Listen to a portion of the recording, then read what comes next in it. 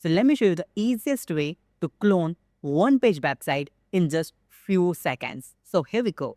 So first of all, open the any website that you want to clone. Suppose I'm going to open the codingbuzz.info, okay? And I want to clone that entire page, okay?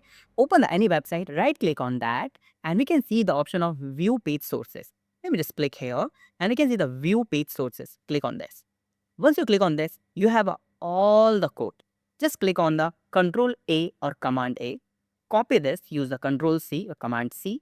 Now open the VS Code or any notepad or any code editor. Okay.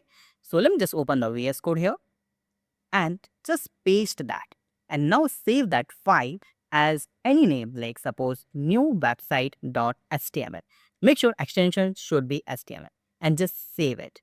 Okay. Now open the desktop and here you will find that page. Just open this and here you can see the entire website you have. This is website in a local host. And if you want to do the change it, so you just need to go to the see the VS Code, find anything, suppose want to clone, want to change the coding bus, copy this, find it here like this, and just replace it by like my own website and just replace all.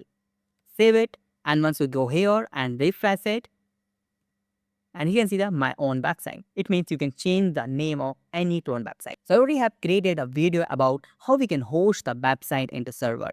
Thank you so much for watching this video. If you have any doubt, you can comment. Have a nice day. Be safe. Bye-bye.